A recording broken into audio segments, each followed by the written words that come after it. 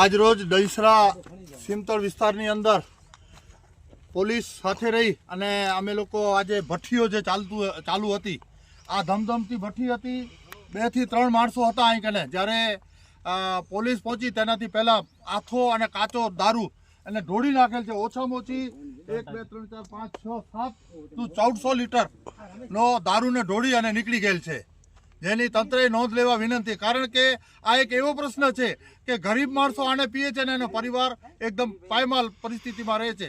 માટે આ અડ્ડાઓ વહેલી તકે બંધ થાય અને હવે ચાલુ ન થાય તેવી તકેદારી પોલીસને લેવા વિનંતી છે.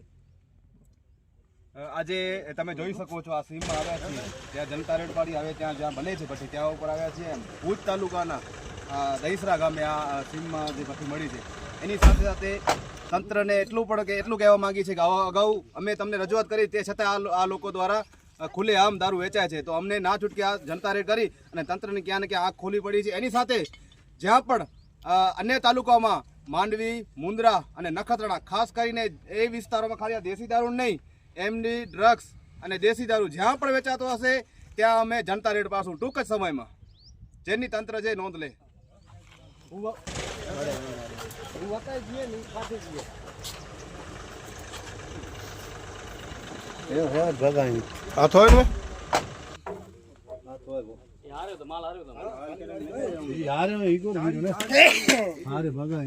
ચેક કરે આજુબાજુ કે ઊંધો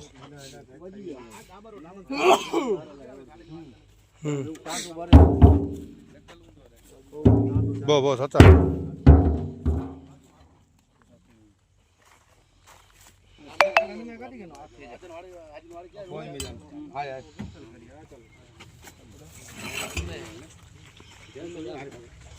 આથો કાચો આથો જેથી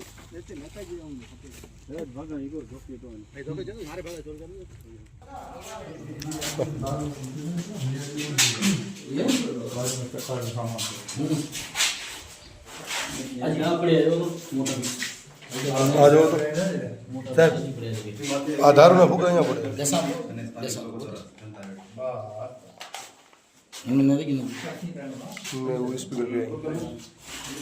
ઈયરફોન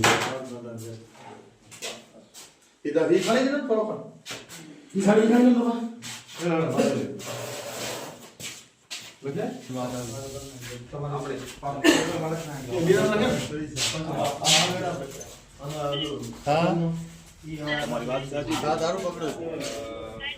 અમે કેવા હતા અહીંયા બોલ કચ્છ એની સાથે નહીં કહી દીધું પહેલેથી. તમારા હા બાકી આ સભા તળિયામાં છે, બાકી બરાબર આથું નથી. ના ના છે ને તળિયામાં જ છે, બાકી 10-20 લીટર.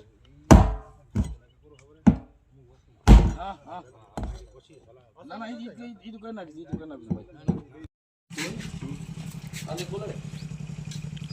કરે ભલે.